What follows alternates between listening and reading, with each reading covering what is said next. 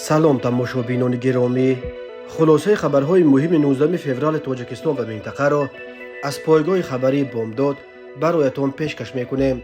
شروع میکنیم از یک نگاه کوتاه به سرخط خبر مهم روز در این برنامه. هنرمند زبردست تاجیک دولتمند خال از عالم چشم پوشید. هشدار وزیر طالبان به کشورهای میزبان و حامی مخالفین امارات اسلامی. باز 1 کیلومتر مرز تاجیکستان و قرقیزستان معین کرده شد. پیشگیری از قاچاق 420,000 قوطی سیگارت تمغه ایسی به تاجیکستان. ترمه در روشن روی دوشنبه خاروق را برای چند ساعت بست. و اکنون تفصیلات خبرها. آوازخوان زبردست تاجیک، هنرمند خلقی تاجیکستان دولتمند خال روز 18 فوریه سال 2024 بعد بیماری طولانی در سن 73 از عالم چشم پوشید. چند وقت آخر استاد به بیماری سرطان جگر دچار شده بود. بعد معالجه در چند کشور دیگر هنرمند محبوب همگی چند روز پیش برای معالجه به روسیه رفته بود، ولی متاسفانه طبیبان نتوانستند او را از مرگ نجات دهند. به گفته نزدیکانش او را اخیراً از مسکو آوردند و هنرمند شناخته روز 8 فوریه در بیمارستان قریه بالای شهر دوشنبه فوتید. مراسم ودا و دفن دولتمند خال روز 19 فوریه برگزار می شود. نماز جنازه پس از نماز پیشین در مسجد نو دوشنبه به نام ابو حنیفه و مراسم دفن در آرامگاه لوچوب. 100 نفر در شبکه‌های اجتماعی با اظهار تسلیت به نزدیکان دولتمند خال در گذشت او را تلفات سنگین و جبران ناپذیر برای فرهنگ تاجیک مینامند. دولتمند خال یا دولتمند خالوف، آوازخوان و فلکسرای آوازدار تاجیک، آهنگساز سنتی، هنرپیشه مردمی تاجیکستان، برنده جایزه دولتی به نام عبدالله رودکی 26 اکتبر سال 1950 در دهه داغستان نویه شوراباد، حالا شمس‌الدین شاهین در عائله هنرمند سنتی تاجیک به دنیا آمده است. سال 1958 تحصیل را از مکتب دیه آغاز نموده. سال 1963 در مکتب اینترنت به نام دیوتی شهر کولاب و سال 1964 در اینترنت دولتی کمونیسم دیه سر چشمه نویه مسکو حالا همدانی ادامه داده است. سال 1971 به شعبه موسیقی و سرود دانشکده دولتی صنعت تاجیکستان به نام ترسونزاده داخل شده، آن را با دیپلم اعلی ختم کرده است. دولتمند خال بعد ختم دانشکده سالهای زیادی در تئاتر دولتی موسیقی مسحکوی به نام ولی زاده شهر کولاب کار کرده. 20 یولی سال 1989 با قرار حکومت تاجیکستان در نزد تئاتر کولاب تحت سروری دولتمند خال انسامبل دولتی فلک تأسیس یافت. از سال 2004 در پی تأسیس یافتن انسامبل دولتی فلک، کمیته تلویزیون و رادیوی نزد حکومت جمهوری تاجیکستان باعث رهبر بدی این انسامبل کار کرد و ماه مارس سال 2020 در آستانه 70 سالگیش به نفقه برآمد. سالهای آخر دولتمند خال در کنسرواتوری ملی تاجیکستان به نام طلبشو ستاروف و شاگردان درس میداد. دولتمند خال یکی از استادان صاحب مکتب فلکسرای اعتراف شده است. او مؤلف 10 ترانه و آهنگ است که در فوند طلایی موسیقی تاجیک ثبت شدند. دولتمند خال سال 2018 سزاوار عنوان هنرمند خلقی ازبکستان نیز شد. حالا پسرش لایق‌شاه دولتمند که استاد او را به شرف شاعر توانای تاجیک لایق شیرعلی نام کرده است، راه پدر را ادامه داده ایستاده است. روان استاد شد و مکان آخرتش جنت بود. اهل اداره بامداد به نزدیکان دولتمند خال و مخلصانش در گذشت این تهمتن هنر ملی را تسلیت میگوید. وزیر مهاجران و برگشت کننده ها در حکومت طالبان روز 15 فوریه سال 2024 در جمع آمده که بخشیده به مناسبت 35مین سال روز خروج ارتش شوروی از افغانستان دایر گردید، به بردن نام کشور به دولت‌های میزبان و حامی مخالفین این گروه هشدار داد که طالبان خصومت آنها را فراموش نخواهند کرد. بنا به اطلاع نشریه افغانی طلوع، خلیل الرحمن حقانی سرپرست وزارت مهاجرین و عضو ارشد شبکه حقانی گفته است که دشمنان طالبان در هر جایی که باشند هدف قرار خواهند گرفت.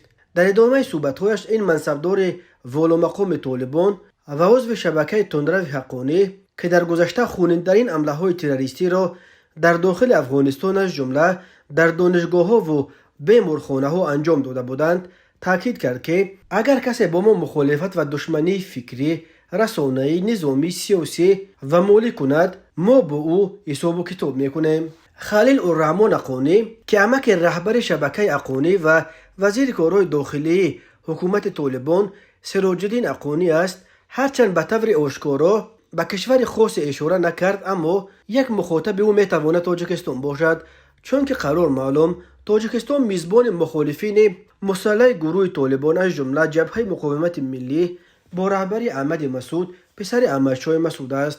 همچنین در دوشنبه چند پیش یک انجمن مخالفین سیاسی برگزار شده بود. وزیر طالبان بازم به طور پرده پوشانه هشدار داد که کسانی که در صدد تعمیل جنگ در افغانستان از طریق آموزش دادن مخالفین امارات اسلامی هستند، اقدامشان فراموش نخواهد شد. امارات اسلامی نام رژیم است که طالبان در افغانستان پابرجا کردند.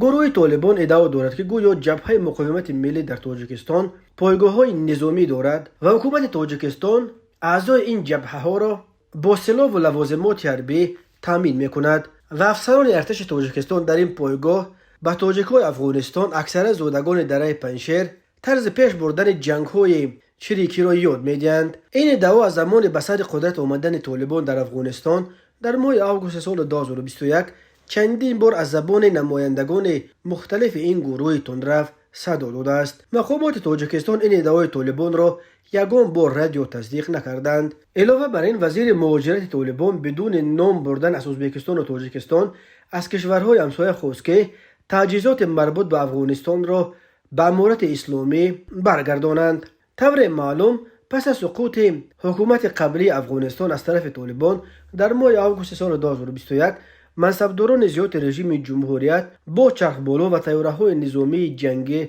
به تاجیکستان و ازبکستان فرار کرده بودند. به احتمال زیاد خلیل الرحمن حقانی همین چرخبال و طیاره‌ها در تاجیکستان و ازبکستان بوده را در نظر دارد. این نخستین بار نیست که مقامداران طالبان به مخالفان این گروه در خارج از افغانستان هشدار میدهند. پیش از این بنا به گزارش نشریه فارسی ایندیپندنت، سعیدی خوستی، یک قماندان صحرایی و سخنگوی سابق سراج الدین حقانی، مخالفان طالبان را در خارج تهدید به مرگ کرد و گفت طالبان صدها داوطلب برای هدف قرار دادن مخالفین خارج نشین دارند. تا به حال کشورهای همسایه افغانستان از جمله تاجیکستان و ازبکستان به تهدیدهای سعیدی خوستی و اینک خلیل الرحمن حقانی واکنش نشان ندادند. باید گفت که گروه طالبان در داخل خود به دو گروه اساسی، طالبان قندهاری و شبکه حقانی جدا می شوند. حقانی ها بیشتر در شرق افغانستان و قندهاری ها اساساً در جنوب افغانستان نفوذ دارند. مقامات رسمی تاجیکستان و قرقیزستان روز 18 فوریه سال 2024 با نشر یک اطلاعیه کوتاه خبر دادند که روزهای 11 و 18 فوریه سال 2024 در شهر بوستان جمهوری تاجیکستان واخوری نوبتی گروه‌های کاری توپوگرافی و گروه‌های کاری اوید به مسائل حقوقی ایالت‌های حکومتی جمهوری تاجیکستان و جمهوری قرقیزستان اوید به دلیمیتاسیا و دمارکاسیای سرحدی دولتی برگزار گردید. در اطلاعیه گفته می شود که در دایره واخوری جانب‌ها در منطقه‌های باقی مانده کارهای مشترک صحرایی گذرانیده، در نتیجه یک از 11 کیلومتر گزارش خط سرحدی دولتی تاجیکستان و قرقیزستان را موافقه کردند. درباره اینکه قطعه موافقه شده در کدام قسمت مرز جایگیر شده است تفصیلات داده نشده است، اما اینکه در دوام یک هفته مذاکرات طرفها در مشخص کردن خط مرز همگی 1 کیلومتر پیش رفتن نشان می‌دهد که نوبت بررسی قطعه‌های اعظم مشکل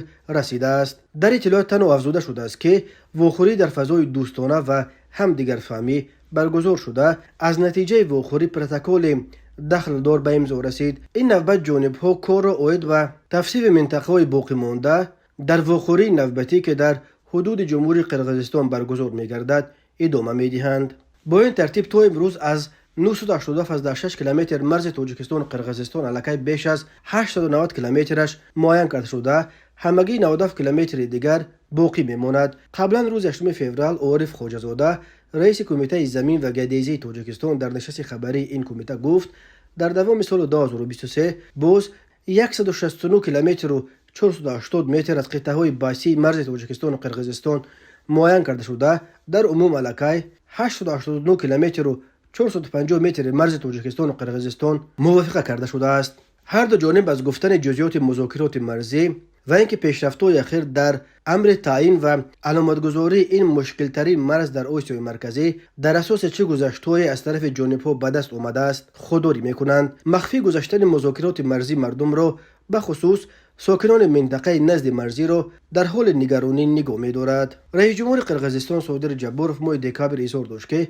بیشکک و دوشنبه الکی در بهار سال 2024 مذاکرات مرزی را به پایان خواهند رساند. جانب تاجیکستان این خوشبینی جانب دیگر را مستقیما تصدیق یا رد نکرده است، ولی روز 2 ژانویه سال 2024 وزیر کارهای خارجه ترکیه حاکم فیدان در دوشنبه در پی ملاقاتش با پرزیدنت تاجیکستان و با تکیه به سخنان امامعلی رحمان خبر داد که سازشنامه تعیین و علامتگذاری مرز تاجیکستان و قرقیزستان الکی ماه مارس سال جاری به امضا میرسد. تماشابینان عزیز، یادآور می‌شویم خلاصه مهمترین اخبار تاجیکستان را از پایگاه خبری بامداد تماشا دارید. برنامه را ادامه می‌دهیم. تلگرام کانال باجخانه ولایت سرخندری ازبکستان روز 19 فوریه سال 2024 درباره یافتن بیش از 400 قوطی سیگار تمغه اسی به مبلغ بیش از 10 میلیارد سوم یا بیش از $800,000 از یک واگن رویی تاجیکستان خبر داد.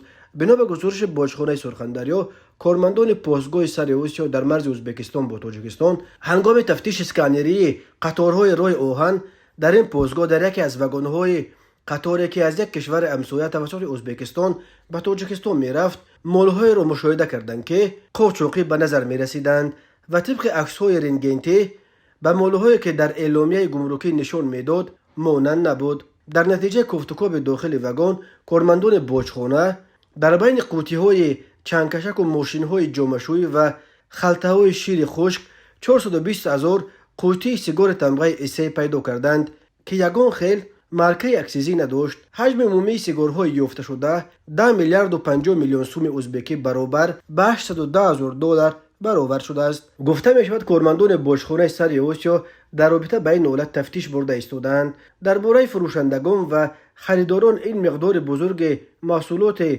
تماکوی قاچاقی در مرز ازبکستان با تاجیکستان گرفته شده معلومات در دست نیست. واردات محصولات تماکو از جمله سیگارهای تمغه در جمهوری پرخریدار اسی به تاجیکستان در منوپول چند شرکت مربوط به نزدیکان و خویشاوندان افراد پرنفوذ در دایره‌های حاکم کشور قرار دارد. کمیته حالت‌های فوق‌العاده تاجیکستان خبر داد که 16 فوریه سال 2024 در کیلومتر 559 راه ماشینگر دوشنبه خوروغ که از طریق موضع پاسخوف نویه روشا می‌گذرد برف و بعداً ترمه باعث آن گردید که راه موقتا بسته شود. برای برطرف نمودن حالت به عمل آمده، کارمندان خدمات راه، وزارت نقلیات و تکنیک این وزارت جلب شده.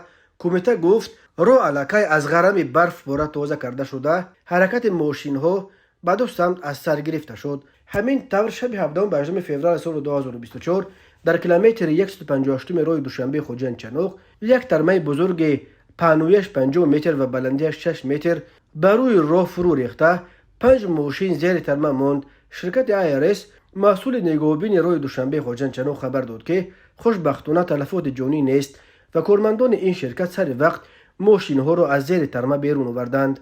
اما ترمه بر صورت روی نقلیات را توسط این یگانه راه زمینی بین ولایت سوق و مرکز تاجیکستان برای چند ساعت منع کرد. شرکت آیرس صبح 18 فوریه خبر داد که روی واسطه نقلیات از جمله بفورا و ماشین های یادکدار بعد رفع عاقبت های ترمه و با مواد ضد لغزش کارکرد شدن قسمت های ترمه زده راه دوشنبه خوجند چنوق اجازه داده شد. کمیته حالت‌های فوق‌العاده گفت این شب و روز همه واحدهای نجات کمیته حالت‌های فوق‌العاده بنابر سبب بارندگی شدید و احتمال به وجود آمدن هر گونه حالت‌های فوق‌العاده در حال آماده باش کامل درآورده شدند. بنا به گزارش اگنسی هواشناسی تاجیکستان تا 21 فوریه سال 2024 حرارت هوا در سراسر مملکت تغییر می‌یابد و سرد می‌شود. بارانی که در وادی‌ها می‌بارد به تدریج به برف مبدل می‌شود. کمیته حالت‌های فوق‌العاده به این دلیل شهروندان خواهش می‌کنند که در این روزها حرکت خود را در راه‌های کوهی محدود کرده از اجرای کارهای کشاورزی، چرانیدن چاروا، جمع‌آوری ایزم و شکار در منطقه‌های کوهستان خودداری کنند.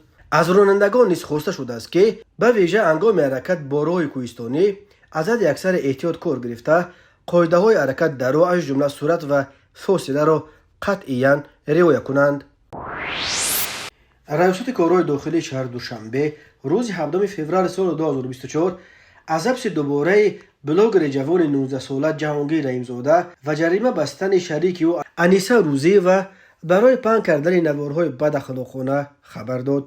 خود این جفت بلاگرها برای شرح قضیه دسترس نیستند، ولی میلیسا گفت یک قطار شهروندان استفاده برندگان شبکه‌های اجتماعی با ارسال یک نوار از مقامات میلیسا درخواست نمودند که برای دغل گفتاری نسبت به پنهان کنندگان این نوار چاره‌های دخلدار قانونی اندیشیده شود.